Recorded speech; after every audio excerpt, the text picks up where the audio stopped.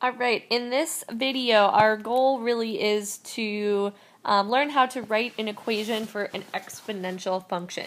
And I'm going to give you 2 points to be able to do that. And so all of our exponential equations that we're going to be working with are in the form that we've been talking about when we were talking about geometric sequences. And so I'm going to give you 2 points to plug in, and once we get the general method of doing this, kind of all of the problems happen the same way. So you'll get a little formula for how you're going to do this, and then just follow it all the time. So all of our equations are going to look like this: y equals ab to the x. You're very familiar with that by now, where a is the y-intercept, where x equals 0. And b is that multiplier. So as we go down, each time we move over 1 in the x direction, what are we multiplying that y by? Okay?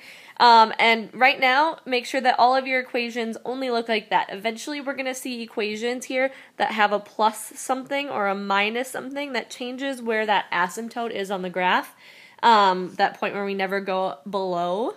But for now, you need to make sure that neither of your equations have that, because we're not working on that yet. If they do, you're going to move it over to the other side by subtracting or adding. But you shouldn't see that today. So our first problem that we're going to be looking at is to find the exponential equation that passes through the 2 points 1, 21 and 2, 147. And so in those points, the x is 1 and 2, and the y is 21 and 147. What we're going to do is plug in and write a system of equations using that x and y. So all we're going to do is we're going to plug in 147 for y and 2 for x in one of the equations. See how I did that in the top equation here? Okay. And then in the second one, we're going to plug in 21 for y and 1 for x. Okay. It's important that if you don't set it up this way, that you rewrite it so that the bigger exponent is on the top equation, okay? Because remember, we're going to subtract those exponents when we divide the equations. So we want the bigger one on top so we're not dealing with any negatives. So make sure you always, always, always set it up that way so that the bigger exponent is on the top.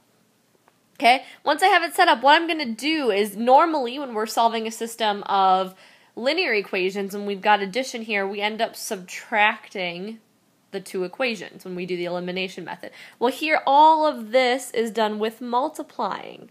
Okay, this whole system of equations is dealing with multiplying. So in order to get rid of one of our variables, what we're going to do is divide those 2 equations. That's how we undo that multiplication.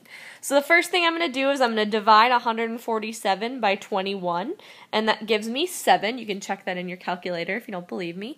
What's going to happen is I'm going to divide a by a here, and you know that that's just 1. So we could write a 1 there, but we don't have to. That's the goal. When we're dividing, that a variable is always going to eliminate. And then I'm going to divide b squared over b to the first power. Remember, you're going to subtract using the quotient rule for exponents. You're going to subtract 2 minus 1. That's how I get this 1 here. Okay? B to the first power is just b, so that tells me that b equals 7. What I'm going to do is I'm going to pick either one of those equations that I wrote, either the 147 equals or the 21 equals, and I'm going to plug 7 back in for b. So what that's going to look like is I picked the second equation just because the numbers are smaller. It looked easier to me.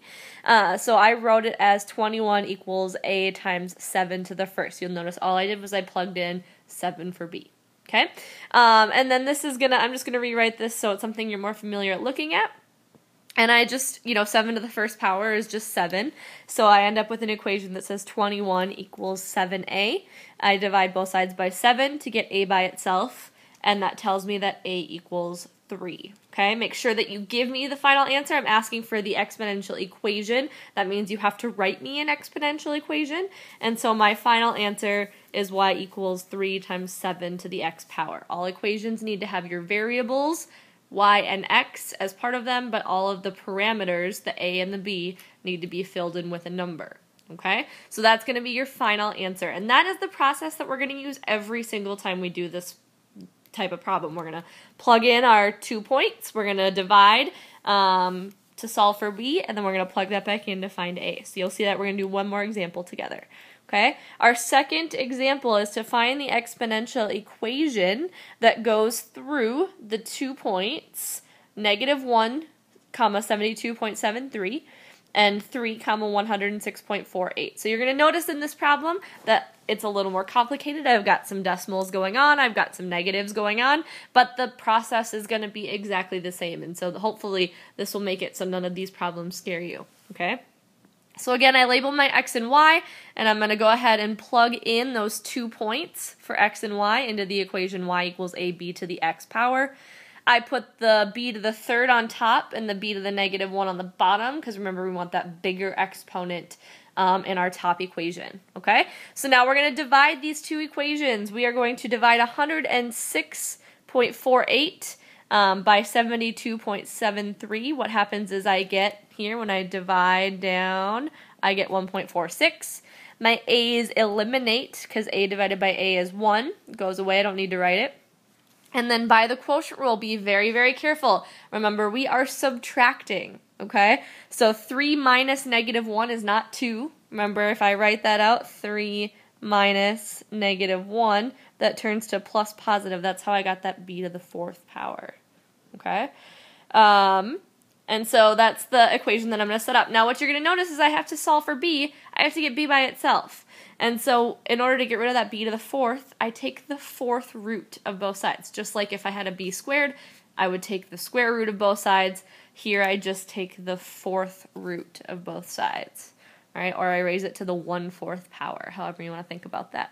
When I do that, it tells me that b equals 1.1. I rounded that a little bit. I think it was like 1.09, but just to make it easier, I made it 1.1. Okay, so that tells me what b is. Remember, your next step is to just find a. I generally don't want to deal with a negative exponent if I don't have to. So instead of plugging it into the bottom equation, I plugged that 1.1 into the top equation. And I have 106.48 equals a times 1.1 to the 3rd power. First thing I'm going to do is I'm going to figure out what 1.1 to the 3rd power is.